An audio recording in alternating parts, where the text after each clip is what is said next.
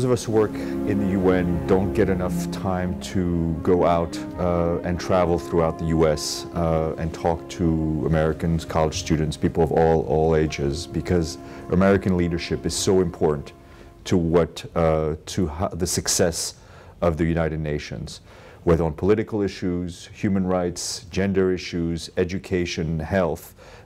American leadership within the UN is critical. So it's important for us to do what I kind of call almost retail politics, of going out and meeting people, individuals, groups, to talk a bit about what's going on in the UN, but more importantly to answer your questions. So this is my first time out in the Northwest. I started off in Seattle, and I'm talking my way down the coast after Seattle, Portland, and today Salem, and then tomorrow Medford.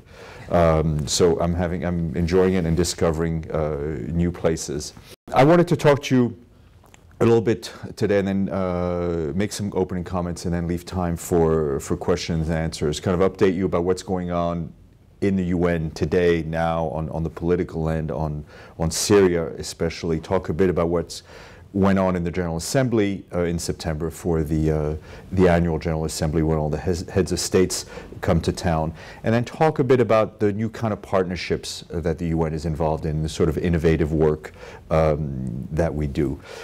You know, on Syria, I think as you see Syria's on the front page of most of our newspapers and on the headlines of the of television and radio news on a daily basis. The United Nations, in the person of the Secretary General and his special envoy for Syria, Lakhdar Brahimi, who's a former Algerian foreign minister and one of the more talented diplomats the UN has on its bench to send out for these sort of missions impossible, have been working very hard to try to find a political solution to the crisis in Syria. Because for us, it's clear that there is no other solution besides a political solution. There is no military option in Syria. That task has been made rather difficult by the stalemate in the Security Council. As you've probably read, the 5 permanent members of the Security Council, which really hold a lot of the power in the Security Council, have not been able to agree on a resolution and on a way forward, a unified way forward in trying to solve the problems in Syria. Added to that is a lot of other countries have been pouring in arms into Syria on different sides. So that's made the work of political mediators extremely difficult. The one bright spot, if we can even call it that, but it's been so dark that I think any movement is a bright spot, is the special envoy, special representative rather, Lakhdar Brahimi, proposed a ceasefire to start this Friday to mark the holy day of Islam, the feast of the sacrifice, which marks, if my biblical studies are right, the moment where Abraham was willing to sacrifice his son for God.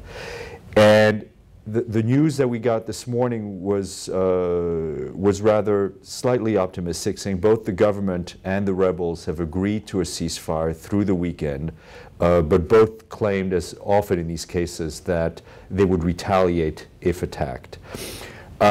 So that is just one very small step forward. And every day that a ceasefire would hold, 250 people would be saved, about 250 people. And in majority of cases, civilians, non-combatants, women and children are being killed in Syria. So I think we all have to kind of hold our collective breath and see what happens over the weekend. And once you have a ceasefire, even if it's one day, it's a building block for creating the political space in which to start negotiations. Now, despite the political stalemate on the Security Council, the United Nations, embodied in the work of its humanitarian agencies, the Refugee Agency, UNICEF, the World Health Organization, has been working very hard to try to help the Syrian people. There are about 1.2 million Syrians that are internally displaced within their own countries. We think more than half of the health facilities have been destroyed. So we're working with Syrian civil society organizations, the Syrian Red Crescent organization, to try to bring help, food, and shelter to these people. In addition to that, you have about 350,000 refugees, Syrian refugees, which have fled into Jordan, into Turkey, and into Lebanon, which, especially the 100,000 they're about to get into Lebanon, is a great risk of destabilizing the situation in Lebanon, which, as many of you know, is already unstable as it is. So UNHCR, World Health Organization, UNICEF are working with the refugees, bringing tents, food, blankets, and a lot of what the UNICEF calls a school in a box, which is literally a crate which has all the tools necessary to start, to continue and to provide some education tools to children in refugee camps, because it's so important to continue to provide that education for children, not only because children need education, but also as a psychological tool to try to help alleviate the suffering and the scars that they're feeling from being far away from home. So that is, the situation in Syria is occupying a lot of our time and is really refocusing attention on the work of the Security Council, and unfortunately its inability to speak with one voice. And it really symbolizes how the UN works. On the political end, the UN is really successful when member states, especially the Security Council on peace and security issues, are able to speak with one voice. We saw what happened in Libya, where a resolution was passed without any objections, which led to the creation of a democratically elected government in Libya. And we're seeing the stalemate and the cost of that stalemate in Syria, with the Security Council being unable to speak with one voice. A lot of work goes into our development program, and this September during the General Assembly there were a lot of announcements and speeches made on issues of development. And one of the narratives that came out is that there's really a lot of good news that has evolved over the last few years. We are on track to meet the target of having the proportion of people living in extreme poverty by the year 2015, even in the world's poorest countries. School enrollment in sub-Saharan Africa has increased by 18% from 1999 to 2009. And globally, the mortality rate for children under 5 has declined by 1/3 between 1990 and 2009, and a lot of regions saw declines by 50%. So that's really some tremendous achievements and tremendous work that went in. But those achievements could not have been done without the UN working in partnership, not only obviously with local governments, but increasingly moving out of our comfort zone, working with civil society organizations, large foundations, working a lot with the private sector, and also harnessing the power of the digital revolution.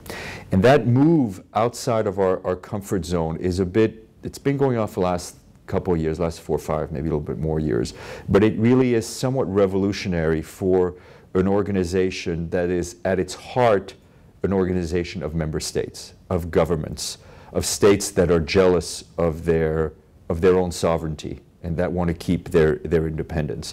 I think there's a lot of chatter in some places of people who are critical of the UN talking about a world government. But I think people who say that don't understand what the UN is. The UN is only as strong as its own member states are. Working with the UN is not about the transfer of sovereignty. Working with the UN is about solving transnational issues that countries can only solve by working with each other. When you look at the issues that we face today in this world, whether it's the spread of diseases like polio or HIV/AIDS, the spread of terrorism, climate change, those are what we call issues without passports. A country alone, even a group of countries, can't do it alone anymore. And so that's what the UN is about. So that's why we work increasingly with, for example, with foundations and civil society groups. If you look at, the Bill and Melinda Gates Foundation, which was so critical to the eradication of polio, working in partnership with Rotary International. Rotary has 1.2 million members. That's a huge force for good. The Bill and Melinda Gates Foundation's budget is larger than the budgets a lot of the countries that sit in the General Assembly. And that's something that 10 years ago, 15 years ago, wasn't even on the map. It is a trend, I think it illustrates a trend of moving power away from states, from governments, from public institutions to other groups of power, whether it's civil society, whether it's the private sector, and whether it's the individual through social media and through the digital revolution. I'll give you an example of some of the work we do with civil society on climate change. There's a group called the Alliance for Religion and Conservation, which brings together, it's headed in Canterbury in England, and it was started by the Archbishop of Canterbury, who's the head of the Anglican Church. And it brings together the leaders of the 11 of the world's major faiths. And together they represent about 80% of the world's faithful throughout the world. They also they manage about 7% of the world's habitable land. They control in one way or another about half of the world's education institutions. And together, they're about the third largest group of investors on the international market. So why work with them on climate change? Well, if you look at what we need to do to mitigate climate change, it's about managing our land holdings, it's about education, and it's about changing behaviors in a way, right? Changing social behavior, how people, and it's also about taking the long-term view. So what better institutions than religious institutions to work with when you need to take 100 and 1,000-year view as opposed to a 2-year or 4-year electoral cycle view? What better groups to work with when you're looking at changing the way people think and the way people act? So we're working with them to give them some of the technical knowledge and technical guidance on how to better manage their land, how to, in a sustainable way, how to input curriculum on, input issues on climate change into their curriculum.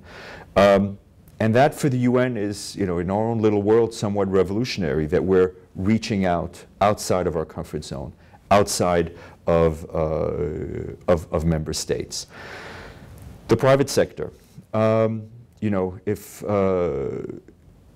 most of you are too young to remember the 70s, but I even remember the 70s. There was a lot of talk in the General Assembly at that time about what something was called the new economic order, which was all about transferring money from the north, from the developed world to the south, about preferential trade terms, and about pointing the finger to the private sector as being culpable for poverty. Things are about 180 degrees different now. With the growth of the power of transnational corporations, with the understanding that small and medium-sized businesses create wealth and generate jobs, the UN is increasingly working with them as a partner in our development goals. And that's basically taking them beyond the issue of corporate social responsibility, beyond the issue of charity, working with businesses in trying to get them to understand that adopting pro-poor business practices about investing in underserved areas can be good for their bottom line, but also working with them to ensure that they work in ways that respect international labor standards, human rights standards, and ensuring that they leave something behind, that they create wealth in the markets they are serving, that they leave jobs behind, they leave knowledge behind.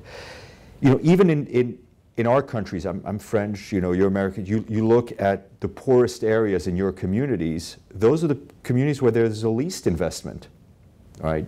And so how do you get businesses to invest in those areas in a way that not only benefits the businesses, but benefits the community? So it's not just taking, but it's also leaving something behind, creating an educated workforce, leaving wealth behind.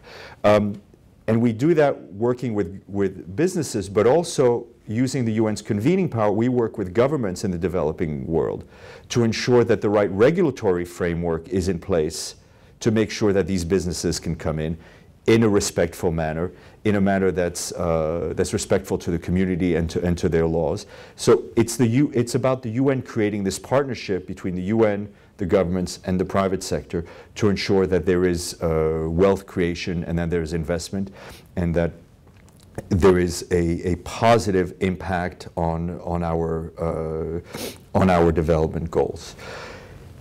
The third example I want to talk to you about is the digital revolution. We, of course, are, like any organization, we're on Twitter, we're on Facebook.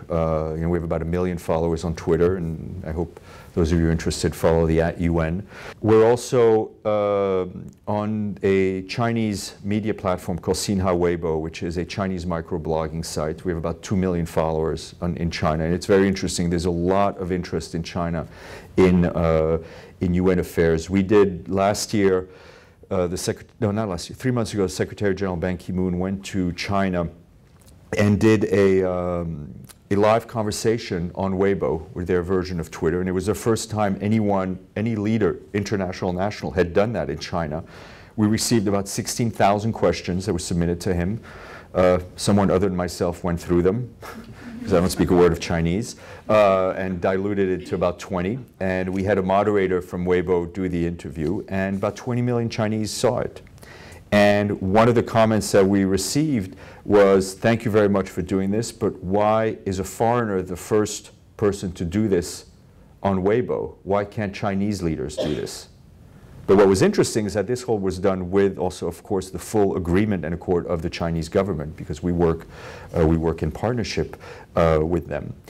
So that's the kind of the outreach you would expect from the UN. But we also are working increasingly with big data. All of you, I'm sure, go on Amazon, shop on Amazon, go on Google, and you know how Amazon basically knows what you want before you even want it. It's very annoying and makes you buy things you don't really need, but you kind of want. Google knows what you're gonna search, and that's all thanks to the data exhaust that we all leave behind when we use our phones, we use our computers. So we have some very smart colleagues who thought about, well, how do you use that in a development setting? How do you use that to fight poverty and to prevent crises? So we started a number of pilot programs in Eastern Africa, looking at how people use mobile phones. Because what you may not know is there has been an explosion of mobile telephony in the developing world. In Africa. There are some countries, and I think South Africa is one of them, that has more mobile phones than people now. Obviously in upper middle class and the wealthy class, people have their iPhones and BlackBerries. But we're talking about use of mobile telephony in poor rural districts. And not iPhones, not BlackBerries, but very basic phones. But people use those phones the farmers use those phones to text, to find out what the prices of the crops are, in which marketplaces it's best to send them, to do mobile banking, to text health clinics. UNICEF has a program to send text messages to expectant mothers to help with the maternal health. And so working in partnership with the private sector, with a local phone company, let's say in Kenya, we're able to create a baseline for a certain district of the number of text messages to a health clinic, number of text messages to crops, the volume of money that's being banked through mobile phones. At what rate do people recharge their phones? Because people usually don't have a subscription, they put in $5 or $10 a month on phones. So if you know in a certain district that people are recharging their phones at $10 a month on average over a year, and all of a sudden you see an immediate drop. For a month, they're doing it $2 or $3 on average.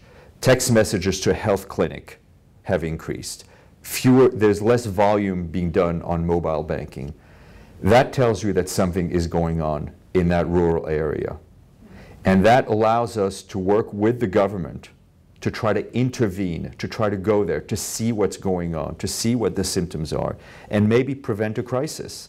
Because 10 years ago or 5 years ago, you had to wait for the statistics, the official numbers to come in through the official pipelines, and that could take a year. So that's really an example of the UN using the cutting-edge technology and seeing how we can apply that to our development goals. We opened up, and that's in a rural setting, we opened up a pilot project in Jakarta in Indonesia, October 1st, called the Global Pulse. The Indonesian government was interested in trying to tackle issues of urban poverty. Jakarta, all these big cities in the developing world, Mumbai, are huge cities where it is hard for the government sometimes to intervene in poor pockets because the poor are sometimes isolated, or people who are lower middle class. And if there's a crisis, again, you're not really able, social crisis, you're not able to intervene quickly enough. Indonesia, interesting factoid, by some accounts is the third largest user of Twitter in the world. They'll tweet all the time. They're big on, again, mobile telephony and all sorts of social media platforms. So working with the phone companies and the government, we're trying to put online a project that analyzes the kind of words and language that are used on social media to try to track almost the mood of what's going on. And if in certain areas people talk about no jobs, about moving, what is that, how can that information be helpful to the government in trying to put in place social safety nets that may prevent a crisis? And obviously all that data is, I mean, the social media data is publicly available. The phone data is all stripped down.